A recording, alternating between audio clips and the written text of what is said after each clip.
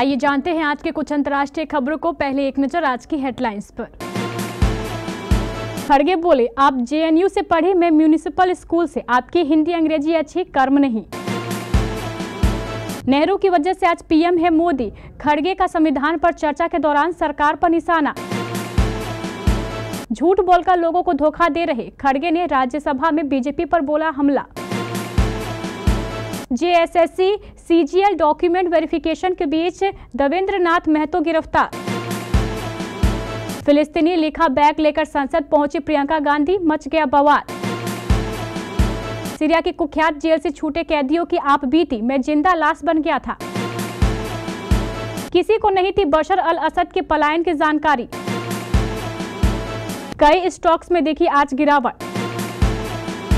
जाकिर हुसैन को इस शख्स से मिला था उस्ताद का खिताब, एक्टिंग में भी दिखाया था टैलेंट।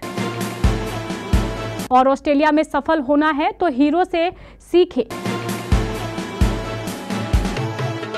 राज्यसभा में आज सोमवार को संविधान पर चर्चा के दौरान वित्त मंत्री निर्मला सीतारमण और कांग्रेस अध्यक्ष मल्लिकार्जुन खड़गे के बीच जमकर तकरार हुई।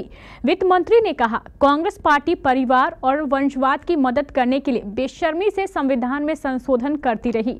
ये सत्ता में बैठे लोगों की रक्षा के लिए किया गया था। इस पर खड़गे ने कहा, जो लोग तिरंगे, अशोक चक्र और संविधान से नफरत करते थे, वे आज शिक्षा दे रहे हैं। जब संविधान बना तो इन लोगों ने इसे जला दिया था। जिस दिन संविधान अपनाया गया था, इन्होंने रामलीला मैदान दिल्ली में बाबा साहेब अम्बेडकर, जवाहरलाल नेहरू, महात्मा गांधी के पुतले जलाए थे। आरएसएस के नेता संविधान का विरोध इसलिए करते हैं क्योंकि यह मनुस्मृति पर आधारित नहीं है।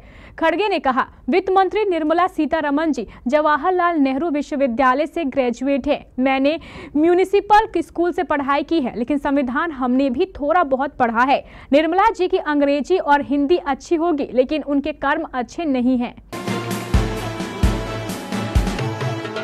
संसद के शीतकालीन सत्र के दौरान आज राज्यसभा में 2 दिवसीय संविधान पर चर्चा की शुरुआत हुई। वित्त मंत्री निर्मला सीतारमण और जयराम रमेश के बीच इस दौरान तीखी बहस देखने को मिली। फिर जेपी नड्डा ने जयराम को करारा जवाब दिया। संसद के शीतकालीन सत्र के दौरान आज फिर संविधान पर जोरदार चर्चा के आसार हुए। राज्यसभा में 2 दिवसीय चर्चा की शुरुआत आज से हो गई कि राज्यसभा में संविधान पर चर्चा की शुरुआत वित्त मंत्री निर्मला सीतारमण ने की। उच्च सदन में बार बार झूठा कहा जाने पर वित्त मंत्री जयराम रमेश से काफी ज्यादा नाराज हो गई। इस दौरान उन्होंने कहा, मैं जयराम रमेश से बार बार मुझे झूठा कहने के लिए लिखित में माफी मांगने की डिमांड करती हूँ। मैं झूठ नहीं बोलती हूँ। राज्यसभा में भारतीय संविधान की 75वीं वर्षगांठ पर हुई बहस में कांग्रेस अध्यक्ष मल्लिकार्जुन खड़गे ने सत्तारूढ़ भाजपा पर हमला बोला। खड़गे ने कांग्रेस पर प्रधानमंत्री नरेंद्र मोदी के जुमला आरोप का भी जवाब दिया और कहा कि यह उनकी सरकार है जो झूठे वादों से लोगों को बेवकूफ बना रही है। उच्च सदन में बोलते हुए खड़गे ने कहा कि 1971 में इंदिरा गांधी सरकार थी। भारतीय सेना ने पाकिस्तान को 2 भागों में बांट दिया और बांग्लादेश को आजाद करा लिया। उन्होंने केंद्र से पड़ोसी देश में हिंदू अल्पसंख्यकों की सुरक्षा सुनिश्चित करने का भी आग्रह किया। खड़गे ने कहा, भाजपा नेता जवाहरलाल नेहरू के साथ साथ महात्मा गांधी को भी गाली देते रहे हैं और फिर सार्वजनिक जीवन में ईमानदारी पर व्याख्या देने लगते हैं। उन्होंने कहा, जो लोग अशोक चक्र से नफरत करते हैं, जो संविधान से नफरत करते हैं, वे आज हमें व्याख्या दे रहे हैं।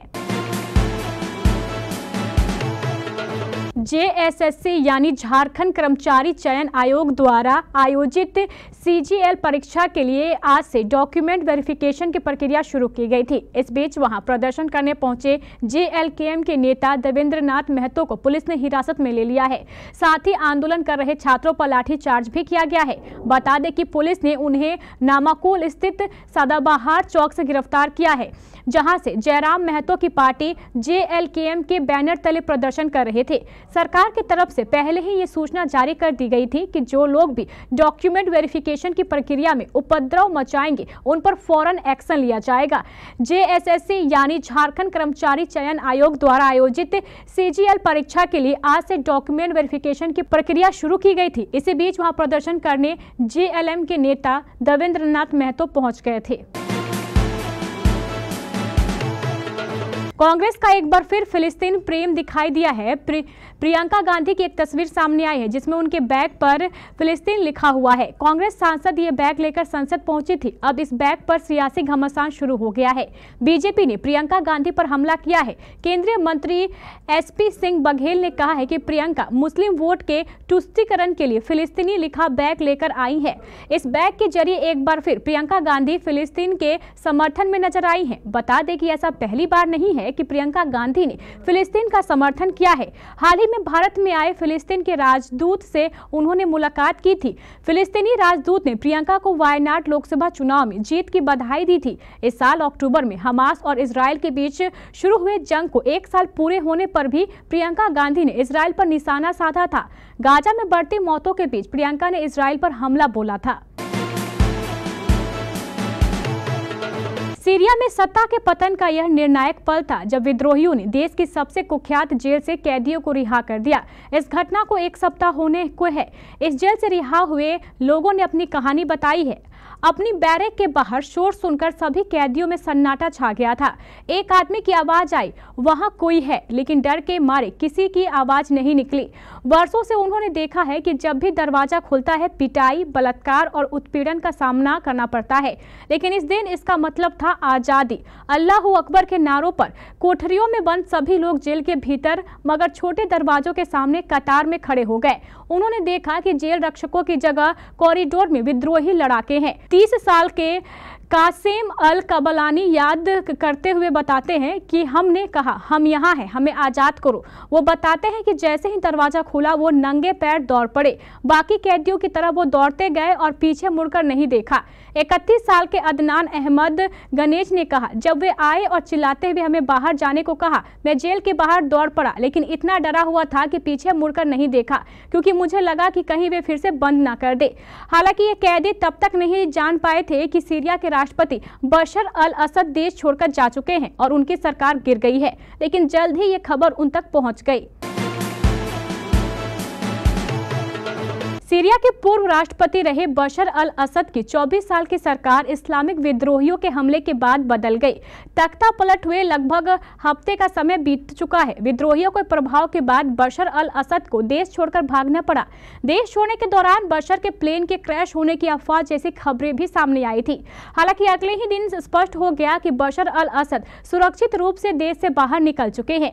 सीरिया में असद परिवार को 50 साल का शासन खत्म हो चुका है और देश के छोड़कर निकलने के बाद अब बशर की पहचान रूसी शरणार्थी के तौर पर है। सीरिया में बशर अल असद की सत्ता का अंत हो चुका है, लेकिन असद को लेकर कई सवाल अभी भी चर्चा में बने हुए हैं। इसमें सबसे बड़ा सवाल ये है कि असद ने देश छोड़ने का फैसला कब लिया और इसके लिए किसने उन्हें सलाह दी, वह देश छोड़कर कैसे और कब निकले और इस पूरे एग्जिट प्लान की रूपरेखा कब तैयार हुई। सीरिया में जहां कुछ भी घटा उसके बारे में जानकारी रखने वाले 12 से अधिक लोगों ने रॉयटर्स से बातचीत में कई बातें कही। उन्होंने बताया कि एक बात सामने आई है कि बशर अल असद ने सीरिया छोड़ने का अपना प्लान लगभग किसी को नहीं बताया था। जहां एक तरफ देश में उनकी सत्ता का पतन हो रहा था, वहीं उन्होंने अपने सहयोगी अधिकारियों और संबंधियों तक को अंधेरे में रखा था। कारोबारी हफ्ते के पहले दिन भारतीय शेयर बाजार में दबाव देखने को मिला। सोमवार को मिले जुले ग्लोबल संकेतों के बीच बाजार की शुरुआत सपाट स्तर पर हुई थी, लेकिन दिन भर के कामकाज के बाद निफ्टी सेंसेक्स गिरावट के साथ बंद हुई। हालांकि मिड कैप और स्मॉल कैप शेयरों में खरीदारी रही। निफ्टी बैंक भी दिन के निचले स्तर से सुधरकर बंद हुआ। सेक्टोरल फ्रंट पर बात करें तो आज रियलिटी, फार्मा और पीएसयू बैंक इंडेक्स बढ़त पर बंद हुए। मेटल, आईटी और एनर्जी शेयरों में दबाव दिखा। सोमवार को डॉलर के मुकाबले रुपया भी रिकॉर्ड निचले स्तर को छू गया। डॉलर के मुकाबले रुपया 84.86 के स्तर पर बंद हुआ।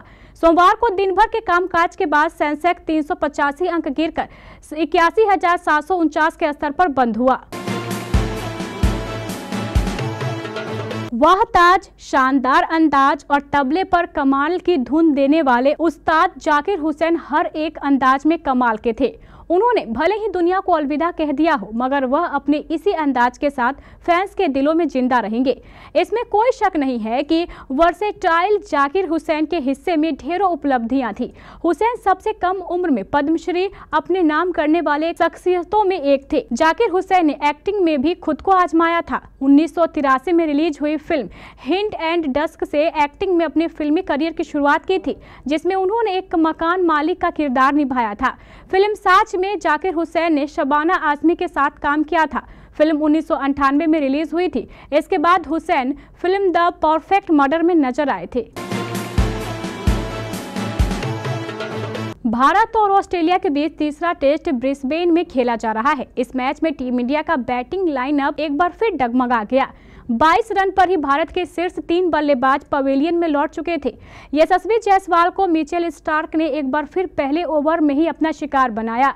शुभमन गिल भी ज्यादा देर नहीं टिके और वे भी मिचेल स्टार्क की गेंद पर कैच आउट हो गए।